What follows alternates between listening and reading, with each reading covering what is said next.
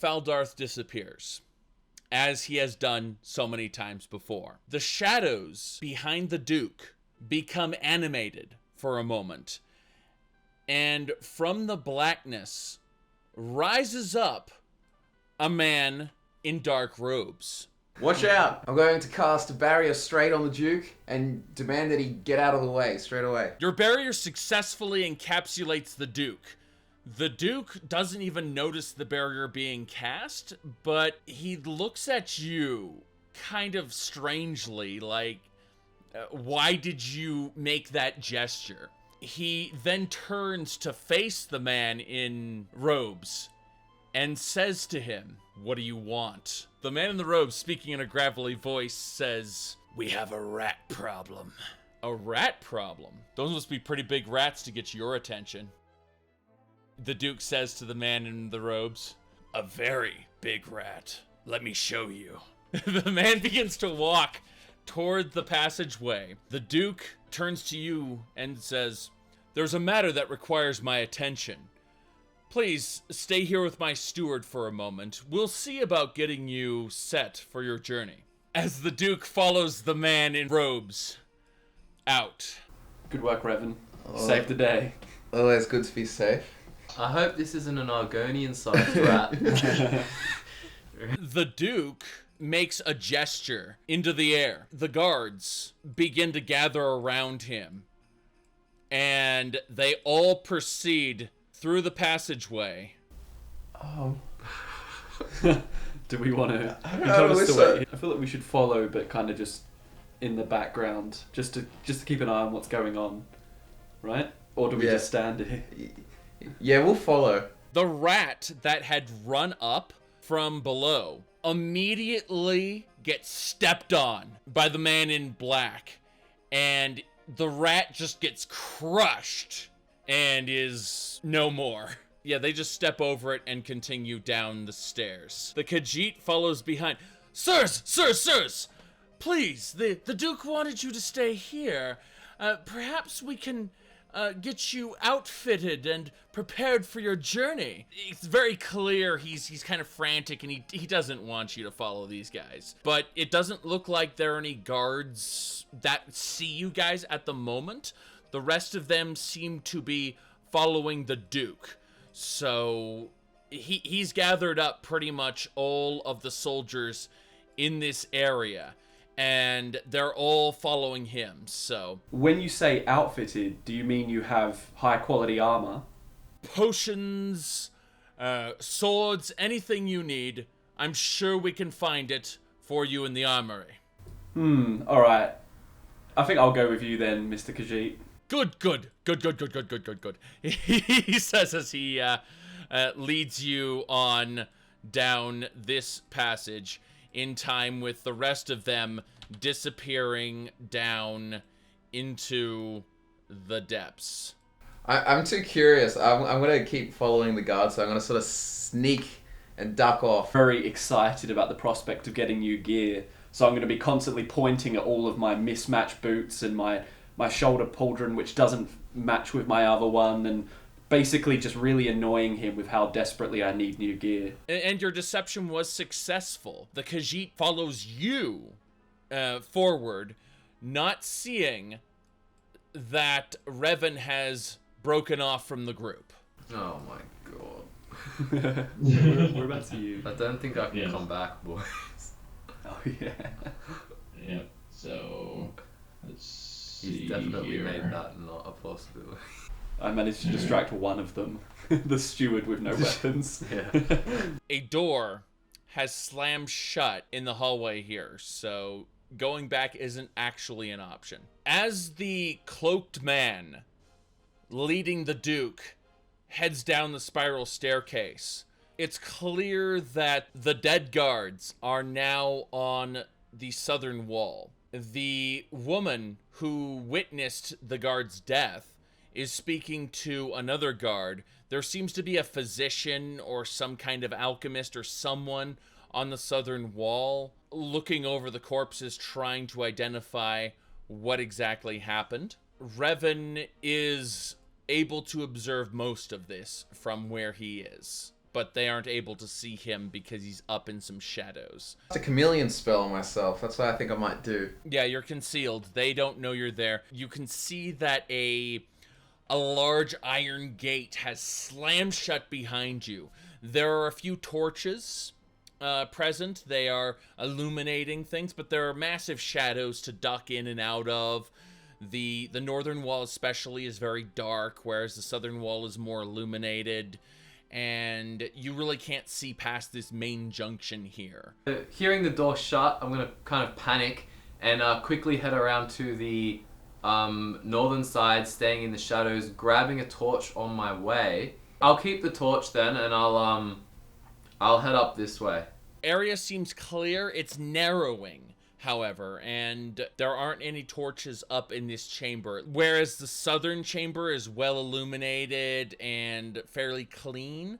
The north is more dusty. It looks like the road least traveled. There's rubble. I mean, this is very clearly an Ayleid ruin. The trappings of the Duke that were in the previous areas, like the banners and things like that, don't seem to be here. This is just pure Ayleid ruin here. You know, there's a few cracks and broken pieces of Ayleid furniture, but for the most part, it seems to be a very empty place. All right, from here, you can make out two things. You can see a grating that seems to lead down into some depths that you can't quite see. And then to the other side, you can see what looks like a zombie. It has its back to you. But what I'm gonna do is I'm gonna draw out my wakizashi. I'm gonna sneak over as careful as I can and try and get behind this zombie without being noticed. Like whack a zombie. Whack a zombie. The zombie hears you coming, and it spins around immediately. It groans with a very loud, growling, rumbly noise that is not indicative of normal zombies. This is some kind of howling. Its eyes are burning red, and it doesn't seem to be decaying. It's actually patched together. It appears that this isn't a zombie at all. It's some kind of patchwork monstrosity. No. There is a little bit of shimmering coming from between the stitches over its chest, specifically its heart. You weren't ready for the zombie to actually notice you, so it takes a swing at you. I've just realized that a flesh atronach, if that's what this is, glowing red, that's the strongest one. Mm-hmm. Anyway. You successfully dodge out of the way of the patchwork monstrosity as it lunges for you in kind of a bear hug that just grabs air. I thrust my blade straight through its torso, just straight in the middle. You successfully stab into the patchwork monstrosity. Your blow, because it's shifting around, actually kind of hits into the chest, where it feels almost hollow, like there aren't organs in there. The creature wails for a moment, but doesn't seem to have taken that much damage. The stitchwork come undone, and it wobbles a little bit, but it turns around to face you properly, even though it's kind of off balance having a blade sticking into it. You are not thrown off balance, however, as it jerks around. You manage to keep that blade firmly in it. However, it doesn't seem to be slicing and dicing quite the way you want. Rip out my sword. Yeah, you successfully pull the sword out, and a few more of the stitches get ripped out with it. The pulling the sword out actually did more damage to it than putting the sword in. It's hemorrhaging this very dark, almost black blood out of it. Alright, well now that my sword's out of it, I'm gonna lift my sword up across my body and then just swing sideways and at its neck and try and take off its head. Your blade cuts through it. It just kind of splits in half and falls down with a extreme wail as the blood doesn't spray out of it necessarily, but it just kind of pools around the corpse. The light fades from it as it is very dead now. I'll have a look at its corpse. What's around? A huge hunk of flesh, almost human but not quite. It doesn't seem to have any eyeballs. It doesn't seem to have any teeth or anything of value at all. It's just a husk of stitched together flesh. Alright, I'm just gonna leave it and continue downwards. Torch in hand still. Forgot about that. Should have burnt this creature with the torch. Probably shouldn't have been sneaking with a torch either. So, to the right, staircase leading down into the depths of the dungeon. There is a very stale air that it doesn't have any particular smell. It's very dusty. So to the north you see a wall, and to the south you see what looks like it used to be one of those little wells that held a Welked stone, but it's since been looted and is empty. All around you, armor racks with leather, chain, and steel, as well as various steel swords of various shapes and sizes. It's pretty basic as far as armor goes, but all of it is in excellent condition, as in none of it is worn at all. It's all brand new. Sir, is there anything that may interest you? He's still focused on you, and he hasn't noticed Revan is gone yet, so whether or not your deception continues to succeed will, of course, depend on your ability to keep his attention.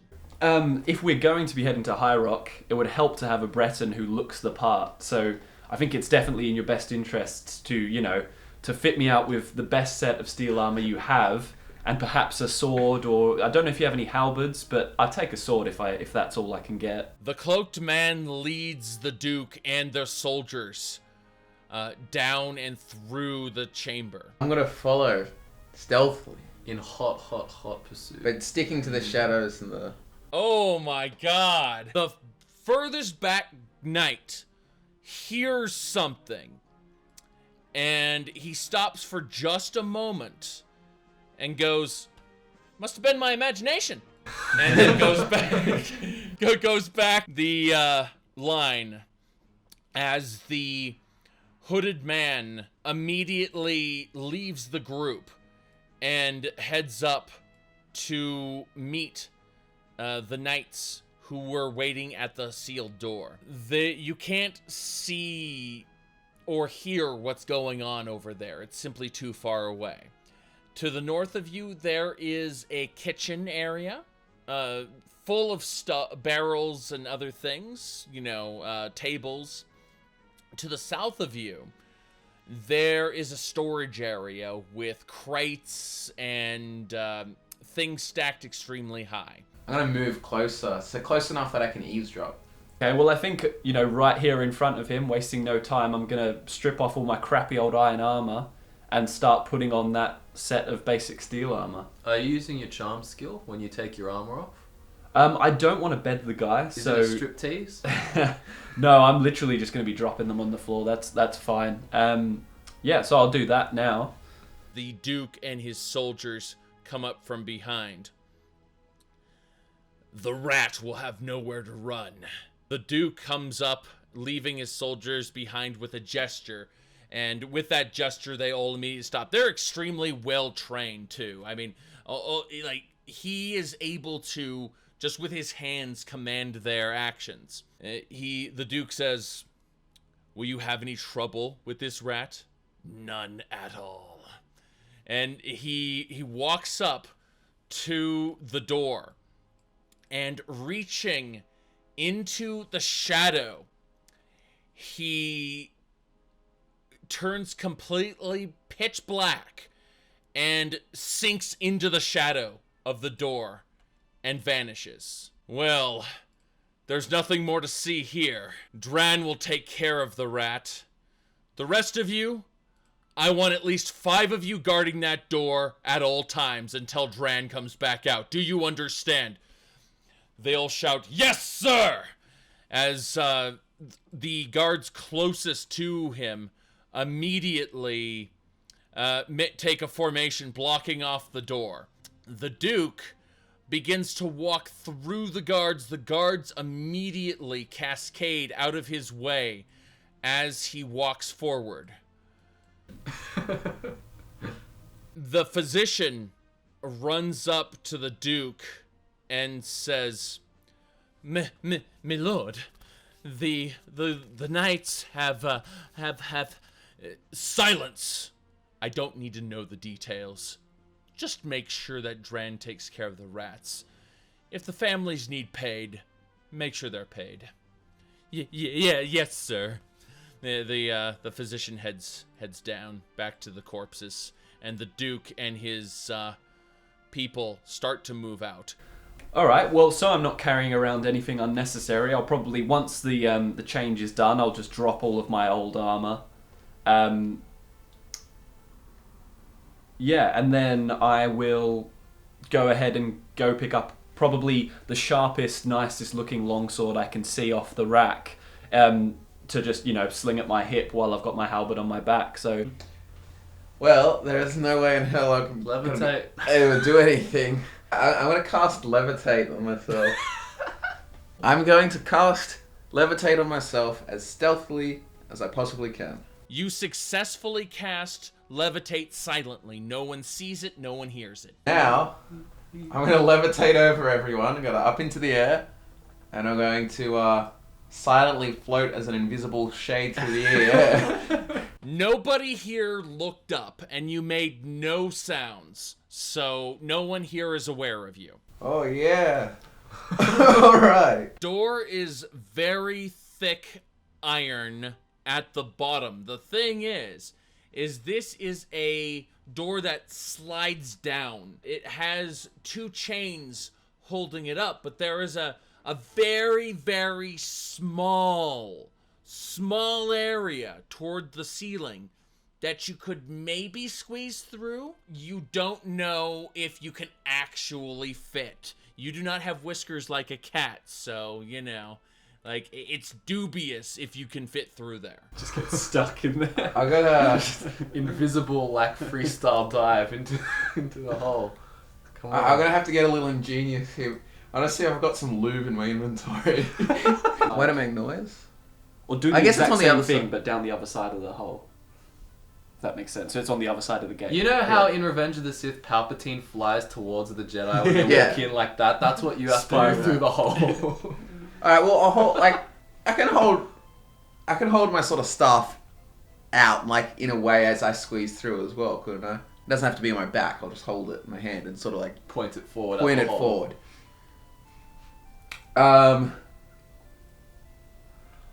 First what I'm going to do is I'm going to float up to that part of the ceiling, and at the top of the gate I'm sort of going to feel it out a bit, push maybe my arm and shoulder and sort of stuff in there and see what I can do. Your head definitely fits. Your shoulders will probably clear this. The thing is that you're going to get pretty close to the chains, so it looks like you can squeeze through there after all, but you're probably going to rattle those chains when you do it. And that's just a reality. It's probably going to make some sound. Alright, I'm going to have to risk it. It's time to Superman fly through that ceiling. Well, you don't want to get stuck in the gate, because if they hear the gate while you're stuck in it, they'll open the gate Yeah. and cut you in half. I would just silence it. Just take his... Alright, I'm just gonna try and silence it. I can't think of anything else. Alright. Casting silence instead of because normally silence affects the vocal cords and the mouth in order to prevent any kind of vocal stuff from being said. It also, impacts magic, but to affect an actual object with silence, again, you'll have to fundamentally alter how it works. You've never casted silence on a non-living thing before, and the experiment fails spectacularly. The blast of illusion magic is put out in a raw fashion that illuminates the area in a green flash that all the guards see immediately. I should have just listened to my gut. They look around, confused. The chains rattle as you hit against them and just pass right through. All right, the other guards kind of take a few steps forward. The other two are looking at the gate. One of them looks at the crank on the ground that actually operates the gate, and says, "Should we open it?" "No! Lord Dran said to leave it alone." The one that was at the crank shakes his head and just goes back to his spot. They just kind of get into a back-to-back formation where they're not going to get surprised by you, but at the same time, they're just going to stand guard there. Should we, I don't know, tell someone? All right, you go. And so the one knight starts heading out, and he says to the knight who's interrogating the lady, "Hey, the Duke said we need 5 people there. However, I need to go report something to the captain, so go over there." He then tells the lady, "Follow me," and the lady follows in suit as they head on out. The other knight goes and takes up the post, leaving the 2 corpses with the physician. The rest of them head on out to follow the Duke. The Iliad ruin descends deeper and deeper into darkness until it finally reaches a very large, wide-open chamber. I don't know, I've played Oblivion too much, and I don't like when the middle of the room tries to slam my character into the roof filled with spikes, so...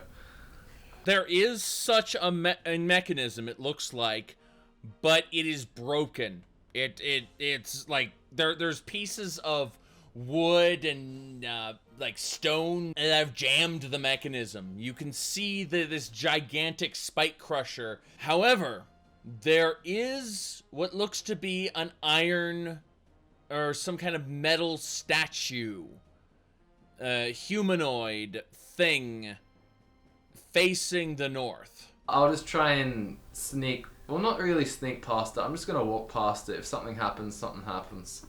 Some kind of iron golem or thing that is slightly moving.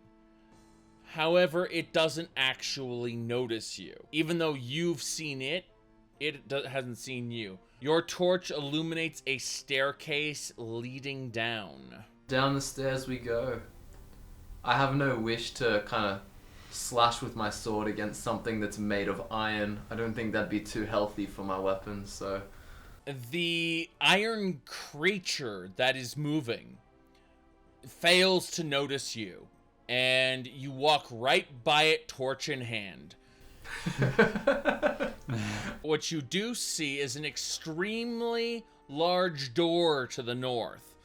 This door has a engraving of a woman with her hands clasped like this, as if she were pleading for something. That's creepy as well. I'm gonna just peer over to the west and see what's there anyway, if that's possible. You see a cave that extends far, far back, but it's behind these iron bars that you can't get through. Okay, and on the right-hand side, what do I see there? You see through another pair of iron bars a cloaked man who says, Oh, "The little rat." He puts his hand against the bars, just suddenly as he says that. probably as scary as D&D gets. To try and I'm just gonna throw my torch at his face and try and run off to the north. Alright, the torch hits the bars and falls down. The room is silent and he does disappear. Oh god. The torch is casting very long shadows from the ground. The shadows flicker and dance on the ceiling of this chamber as your back bumps up against this door, this massive moonstone door with the depiction of the woman carved into it. I'm going through. The door initially resists your attempt to open it. So the door begins to slowly creak open. However, whilst it is creaking open, you see a dark chamber slowly opening. In that darkness, you see an almost bubbling of blackness, as if the shadows themselves were twisting and contorting, and they assume the shape of the man right in front of you. "You can't escape me, rat." As he appears in the room that you are pushing the door open to get to. The door is not finished opening yet. You have it only like a quarter open, but what you can all you can see in that room is his face grinning at you. Fuck. Alright, I'm gonna shut that door and just leave.